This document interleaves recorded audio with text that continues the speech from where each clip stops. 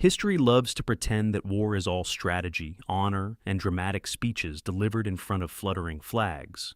But if you dig even a centimeter below the textbook version, you realize humanity has gone to battle over things that wouldn't survive a middle school argument. We're talking nations mobilizing armies because someone stole the wrong household object, offended the wrong animal, or got a little too emotional about pastry. It turns out the line between global conflict and a toddler tantrum is thinner than anyone wants to admit. And if you think that's embarrassing enough, buckle up, because the strangest, pettiest reasons people have marched into combat are still ahead. 1. The War of the Oaken Bucket, Italy 1325. Yes, we're starting with the war where grown men, actual adults with swords and taxes and civic responsibilities, went to battle over a wooden bucket. Technically, it belonged to the city of Bologna until their rivals in Modena swiped it like a medieval prank gone feral. Instead of simply demanding it back, Bologna declared full war because apparently the Renaissance hadn't yet invented, just let it go, man. Armies clashed, people died, and Modena even kept the bucket as a trophy, displaying it like the world's least impressive Stanley Cup. Historians politely call it a conflict of civic pride. I call it the moment Italy collectively proved that no one holds a grudge like a city-state with nothing better to do. Some people fight for freedom. These guys fought for home decor. 2. The War of the Stray Dog, Greece versus Bulgaria, 1925. Picture this. Tensions are simmering on the Greek-Bulgarian border. Everyone's nervous. The political climate is fragile. And then a dog runs across the line. A soldier chases it because loyalty, or maybe he just really loved that dog. Shots are fired, borders erupt, and suddenly Europe has to deal with a war triggered by a runaway pup who had no idea he was about to become a four-legged Franz Ferdinand. Both nations mobilized forces over what was essentially a canine playdate gone wrong. The League of Nations eventually stepped in like an exhausted substitute teacher. Their official report is diplomatic. Their unofficial mood was absolutely, "Are you kidding me? A dog accidentally caused a war, and honestly, that dog probably understood geopolitics better than the humans involved." 3. The Emu War, Australia, 1932. Only Australia could lose a war to a bunch of large, angry birds. Farmers complained that emus were destroying crops, so the government responded with what they must have thought was a genius plan: send soldiers with machine guns. Because nothing says responsible governance like escalating wildlife management into Call of Duty, Bird Edition. The emus, being emus, simply outran the bullets. They scattered, regrouped, flanked, and basically performed better military tactics than half the world's standing armies. After wasting ammo and national pride, Australia surrendered to birds. The official takeaway was that emus are tough to hunt. The real takeaway was that the emus didn't just win, they probably strutted away humming their new national anthem. 4. The Pastry War, France versus Mexico, 1838. If you ever feel petty about complaining to customer service, remember that France once sent its navy to Mexico because one French baker said Mexican officers damaged his pastry shop. France demanded reparations. Mexico refused. France responded by blockading ports because apparently nothing justifies military might like slightly dented eclairs. This escalated into full-on war, cannons, diplomacy, casualties, all because one man wanted reimbursement for smashed snacks. Historians later tried to frame it as a broader geopolitical conflict, but let's be honest, this was France going full, let me speak to your manager, with battleships. The baker did eventually get paid. No word on whether his pastries were actually any good. 5. The War of Jenkins' Ear, Britain versus Spain, 1739. Imagine carrying around your severed ear for 8 years, just waiting for the right moment to show it to Parliament. That's what Captain Robert Jenkins did after Spanish Coast Guards allegedly sliced it off during a misunderstanding. Britain, upon finally seeing the mummified ear, collectively lost its mind and declared war. Political speeches were made, emotions ran high, and no one apparently paused to say, is this really the best use of the Royal Navy? This war dragged on for years and accomplished basically nothing except confirming that Britain will absolutely go to battle if you mess with one of their body parts. If Jenkins had lost a toe, we might still be fighting. 6. The Football War, El Salvador versus Honduras, 1969. Leave it to human beings to turn a World Cup qualifying match into a military conflict. Tensions were already high, but soccer was the spark. Fans rioted, governments panicked, and suddenly both nations were firing artillery because someone didn't like the ref's call. The matches themselves featured levels of drama that would make modern sports commentators weep with joy, but the aftermath was pure geopolitical chaos. When the dust settled, nothing meaningful was solved, except confirming that soccer fandom, when combined with nationalism, can turn an entire region into a live-action Twitter thread. Peace was restored, but FIFA learned absolutely nothing. 7. The Chanak Crisis, aka the War That Almost Was, 1922. This was the international equivalent of two guys posturing in a parking lot long after the desire to fight has evaporated. Britain wanted Turkey out of a neutral zone. Turkey refused, and both sides began threatening war with the sort of enthusiasm usually reserved for office memos no one wants to send. Troops mobilized, speeches were made, newspapers panicked, and then everyone quietly backed down because no one actually wanted to fight. History books treat it as diplomacy. I treat it as the geopolitical version of "hold me back, bro." Nothing happened, but the amount of energy wasted pretending something might was honestly impressive. 8. The Toledo War, Ohio versus Michigan, 1835. Two future states fought a year-long territorial dispute over a swampy strip of land neither of them had actually seen. Politicians insisted it was economically vital. Surveyors insisted the map was wrong. Everyone else insisted they had better things to do. Shots were fired, militias assembled, and the entire casualty list consisted of one unlucky sheriff getting stabbed in the hand.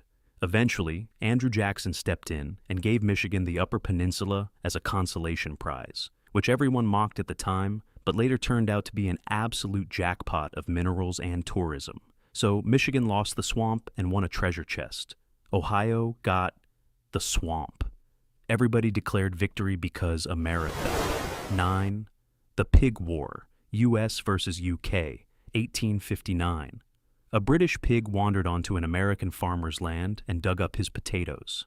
The farmer shot the pig. Britain demanded compensation. America refused. Suddenly naval ships were arriving, troops were digging trenches, and diplomats were desperately trying to prevent an international crisis caused entirely by one pork enthusiast with boundary issues. The island was militarized for months, each side waiting for the other to slip up. Not a single human died, but the pig definitely did, becoming the most politically influential pork product in Western history. In the end, both countries agreed it was all very silly, but neither apologized because pride is eternal. 10. The War of the Whiskers, Austria versus Russia, 18th century-ish legend. Is this one fully documented? No. Is it absolutely something 18th century monarchs would do? Yes.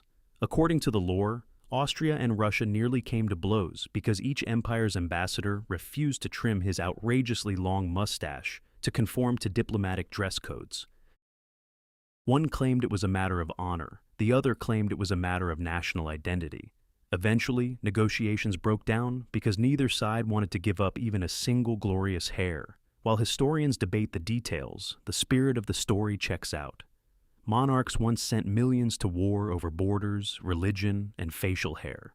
Honestly, mustaches were the least ridiculous of the three. 11. The 339-year War, Netherlands versus Isles of Scilly. This war lasted longer than some civilizations, despite having 0 battles, 0 casualties, and 0 awareness from either side. It began in the 1600s when the Netherlands declared war on the Isles of Scilly during a naval spat. Then everyone forgot. Literally. No one remembered to sign a peace treaty. 3 centuries later, a historian stumbled upon the diplomatic oversight and panicked that 2 territories had technically been at war for 339 years without knowing it.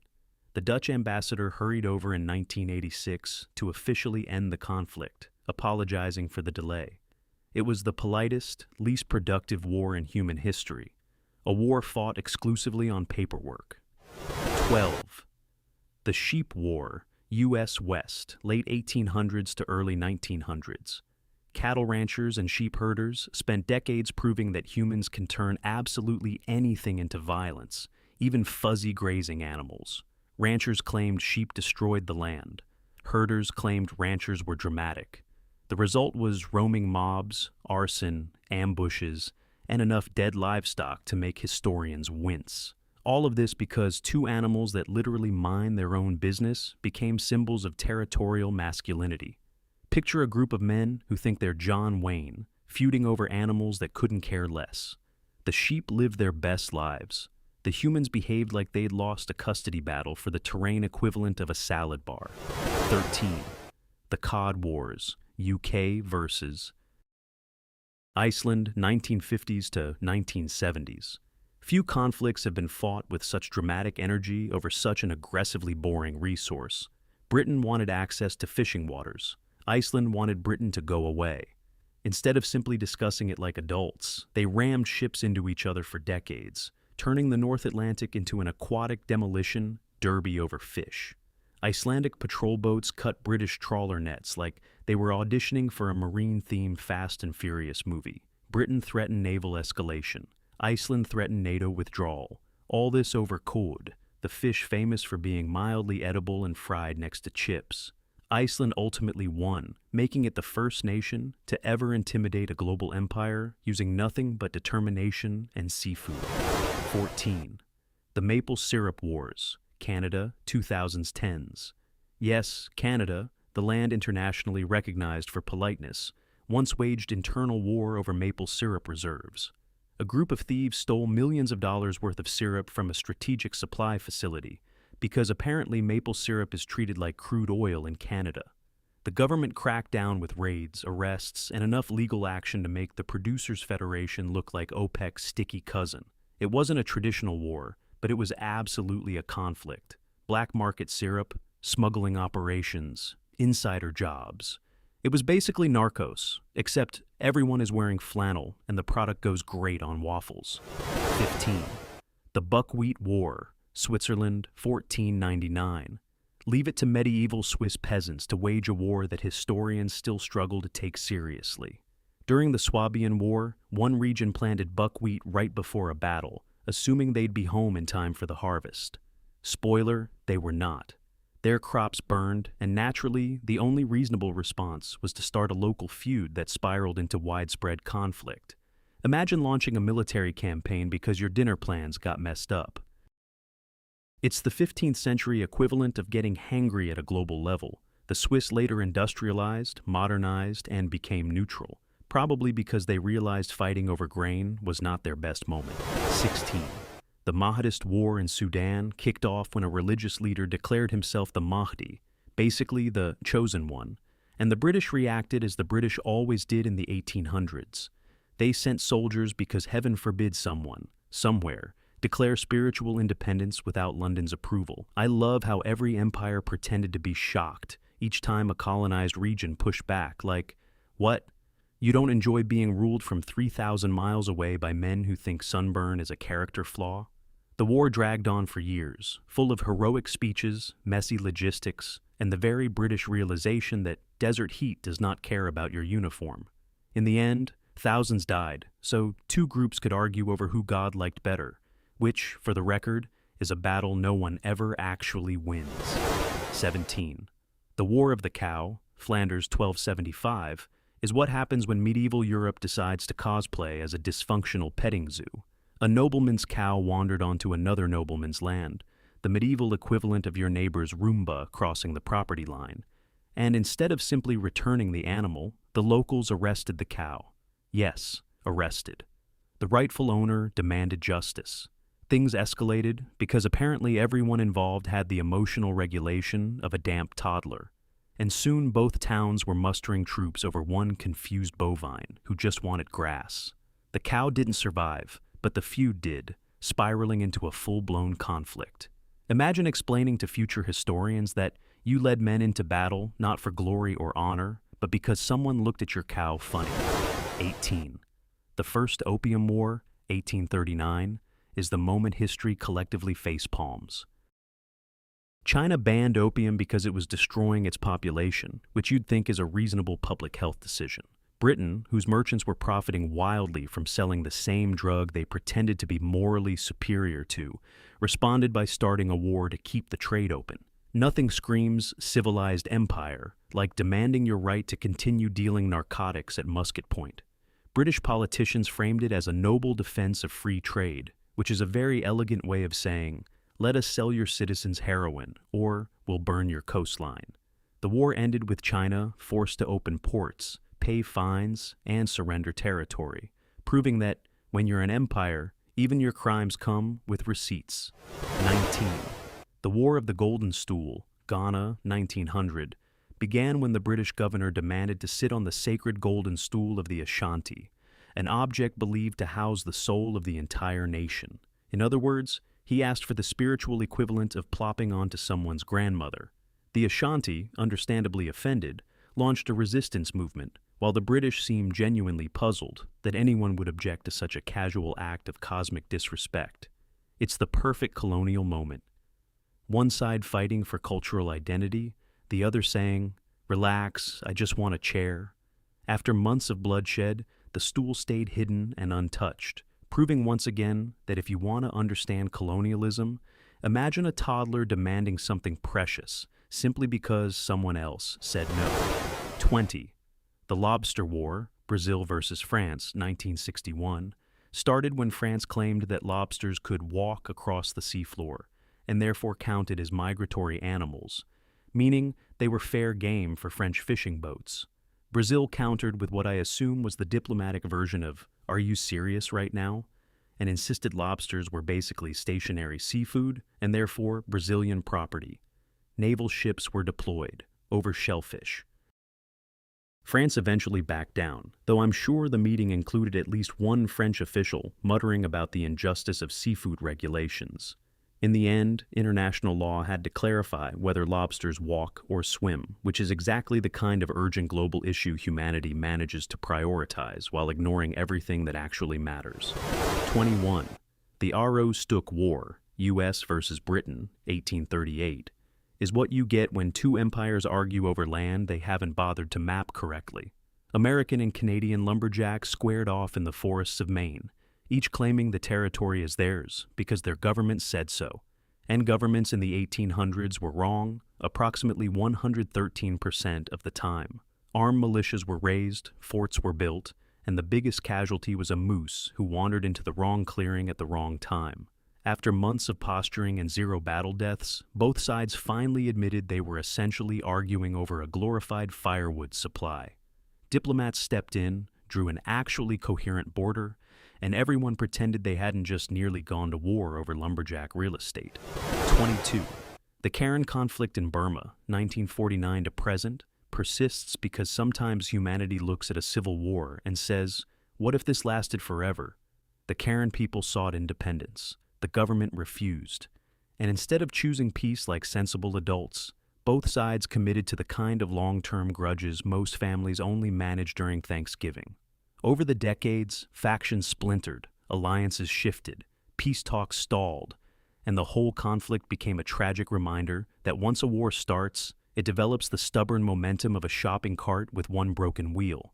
Trying to stop it feels impossible. Trying to justify it feels worse. Every ceasefire is treated like a miracle, which tells you everything about the situation. Somehow, after almost a century, the only consistent victor remains chaos. 23.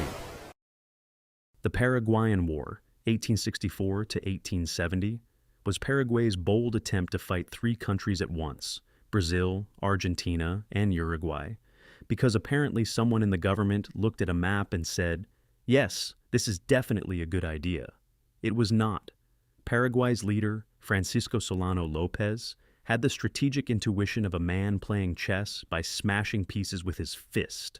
The war devastated the country so thoroughly that Paraguay lost most of its male population, its economy, and any hope of being taken seriously at diplomatic gatherings for decades.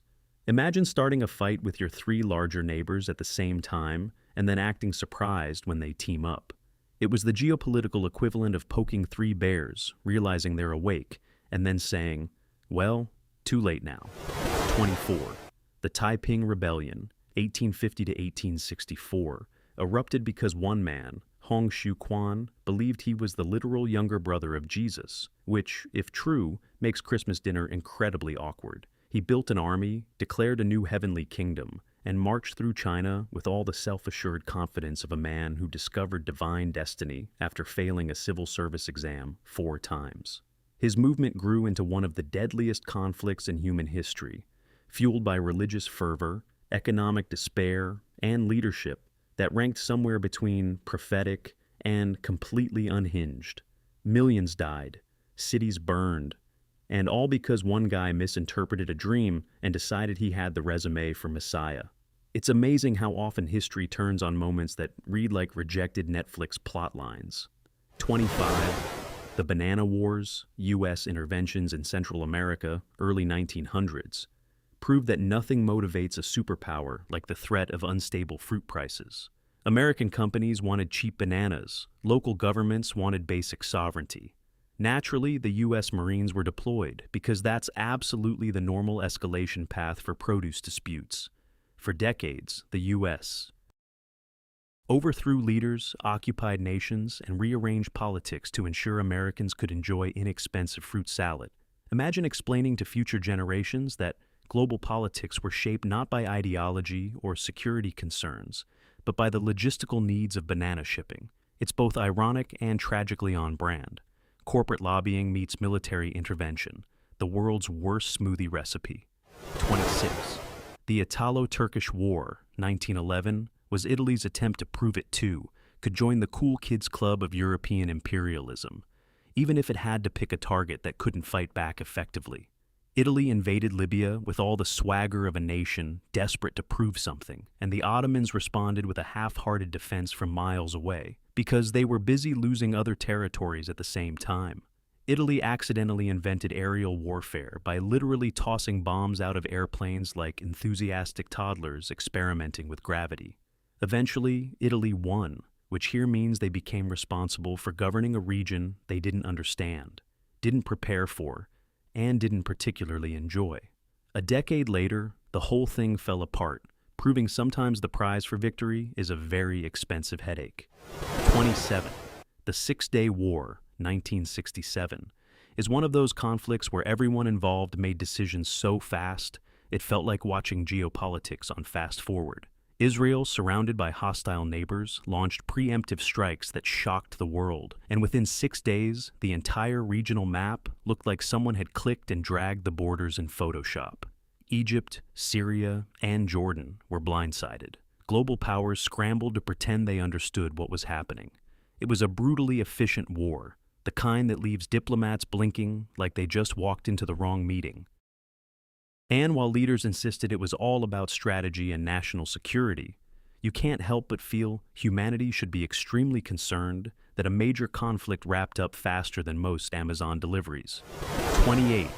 The Battle of Karen Sabes, 1788, is my personal favorite military disaster because it was fought entirely by Austrian soldiers against other Austrian soldiers.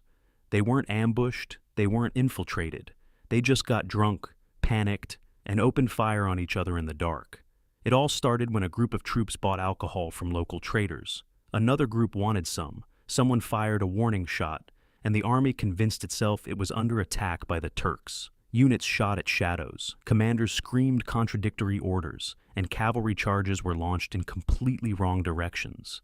By morning, thousands were dead. No enemy had appeared, and the Austrians had successfully defeated the only force they could reliably overpower, themselves. 29. The Toledo War, cute. The 30 Years' War, 1618 to 1648, is what happens when Europe decides to hold the world's longest, most self-destructive argument about theology, inheritance laws, and ego. It started because a bunch of Protestant nobles threw Catholic officials out a window, an act that historians politely call